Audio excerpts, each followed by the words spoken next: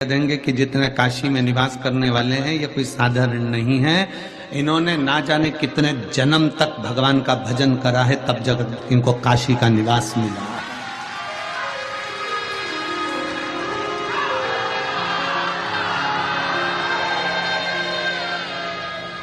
ना जाने कितने जन्म तक इन्होंने तप साधना करी है, शंकर को एक लोटा जल चढ़ाया है, ना जाने कितने समय तक भगवान शिव की आराधना करी, भगवान शंकर का भजन किया, भगवान शंकर की भक्ति करी, तब जाकर इनको काशी का निवास मिला। काशी का निवास। और जितने बाबा के घर में मेहमान आए हैं ना,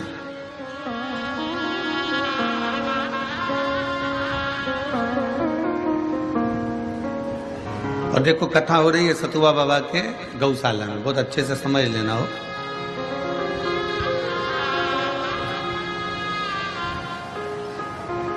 परम पूज्य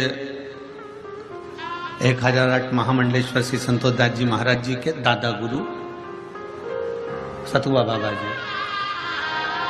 सतुआ बाबा जी तो उनकी टेक महाराज जी को लगी है कि भाई सतुआ बाबा थे तो सतुआ बाबा उनकी गादी पर जो बैठता जाए वो सतुआ बाबा जी।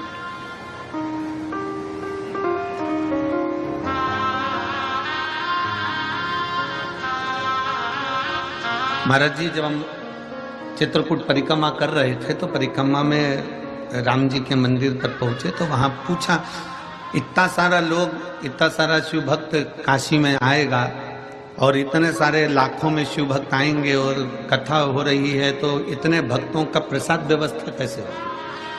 तो हमने कहा सतुआ बाबा गौशाला में कथा है और उनका नाम सतुआ बाबा है। वो सतुआ दे दे के इतना पेट भर देते थे कि लोग भोजन को ही सोच लेते थे कि अब प्रसादी को नहीं पाना तो सतुआ में ही काम हो गया।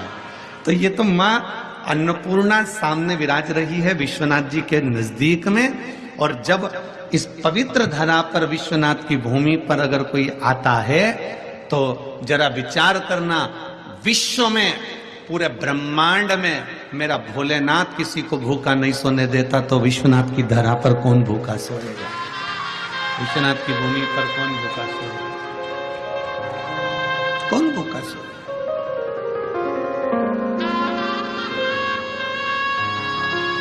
अगर काशी में निवास करने वाले जितने भी हैं, तो अगर ये शंकर जी के पूर्व में हजारों वर्ष तक तप करने के बाद में अगर ये काशी का निवास कर रहे हैं, तो जितने मेहमान यहाँ कथा को श्रवण करने के लिए दूसरे दूसरे गांव से, दूसरे दूसरे नगर से, दूसरे दूसरे क्षेत्र से आए हैं, तो तुम भी चिंता मत करना, तुम भी भगवान के कोई जोरदार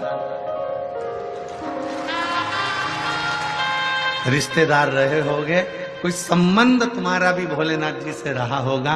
तो भोलेनाथ जी ने ये कथा के मंडप में पवित्र गंगा के तट पर तुम्हें बिठाकर श्री शिव महापुराण की कथा का तत्व ग्रहण करो।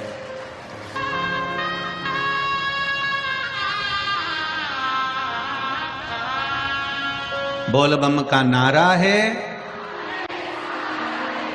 ये शिव की भक्ति के बिना नहीं मिल सकता। ये शिव की उदारता के बिना नहीं मिल सकता।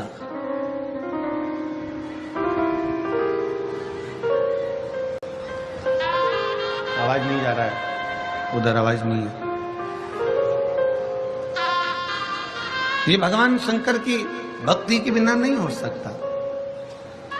ये भगवान शंकर की भक्ति के बिना, उनके विश्वास के बिना नहीं हो सकता।